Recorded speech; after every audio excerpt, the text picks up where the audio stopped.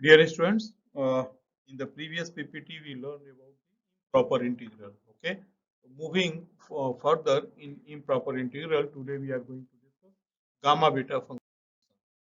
What is the meaning of gamma and beta function? The gamma and beta function belonging to the category of the special transcendental functions and are defined in terms of improper definite integral. So as I said already in the previous PPT also, you have to remember all the properties of definite integral, including the properties of multiple integral. Okay, if you want this topic should be clear to you, then the previous knowledge is very essential. What is again I am repeating all the properties of definite integral and all the properties of multiple integral both are necessary here. This has many applications. This knowledge means the family of the improper integral and the gamma and beta functions are very essentials because of so many this involving so many engineering and science problems. Okay. If you go through the definition, then you may define like this: if n be any positive number, then the definite integral 0 to infinity e power minus x, x power n minus 1 dx is called gamma function. This is a very special integral, and this is called the gamma function of n, which is denoted by gamma n. This is the symbol of gamma n. This is the symbol of gamma n you can write, and it is defined as gamma n is equal to 0 to infinity e power minus x, x power n minus 1 dx, where n is greater than 0. Now, the same you may write like this also, and this integral is also known as Euler's integral. So this integral which we have shown, this is also known as Euler's integral of the second kind. It defined as a function of n for positive value of n. So in particular, gamma n is equal to 0 to infinity e power minus x dx.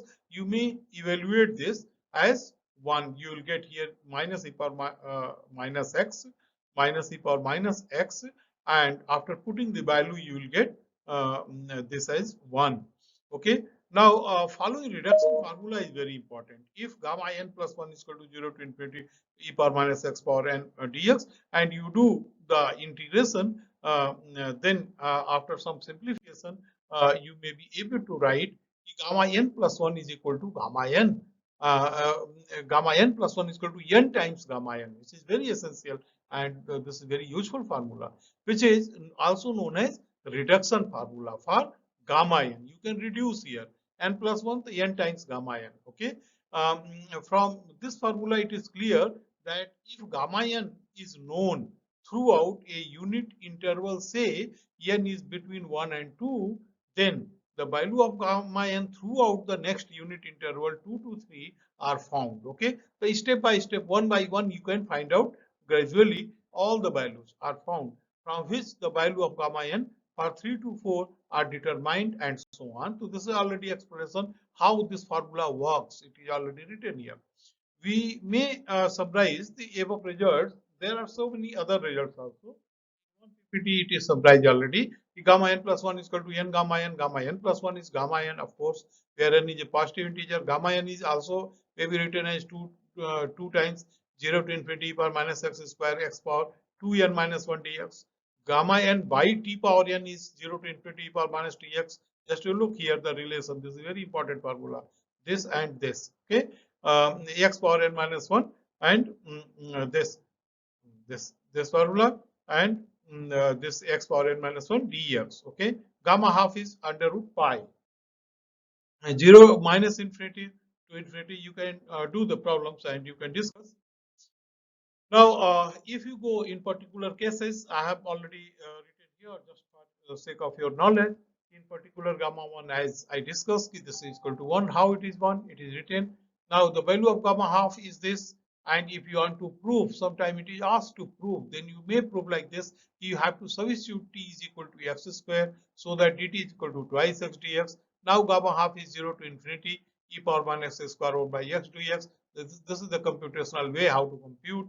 Then this will be converted into this, and writing y for x, we have gamma half is equal to 0 to infinity e power minus y square dy. Now this is very important. We use the result if f and g are function of x and y only, and the limits of integration are constant, then the double integral can be represented as a product of two integrals. So this is already the property of multiple integral, double integral. Therefore, we may write c to d, a to b fx gy, dx dy is equal to a to b fx dx dot c to d gy dy. From the above equation, we may write gamma half whole square is equal to 4 times 0 to infinity e power minus x square dx into 0 to infinity e power minus y square dy is equal to 0 to infinity 0 to infinity e power minus x square plus y square dx dy.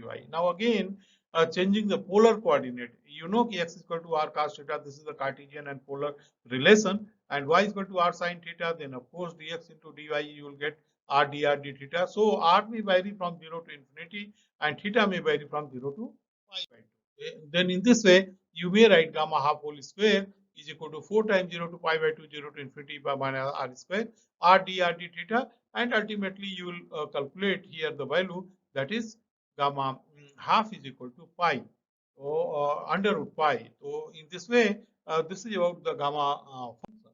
Um, Value of gamma n in terms of the factorial. So this is already we have established the result. Here you can see using this relation, you can find out that gamma 2 is 1 into gamma 1. This may be written as factorial 1. Gamma 3 is this. This may be written as factorial 2. Gamma 4 is this. This may be written as factorial 3. So this is beautiful relation between gamma and the factorial. In general, you can write on the basis of this knowledge that gamma n plus 1 is nothing but factorial n, provided n is a positive integer, and taking n is equal to 0 from here also, it is easy to establish that gamma 1 is equal to 1. Okay, thank you very much. Thank you. Stay safe.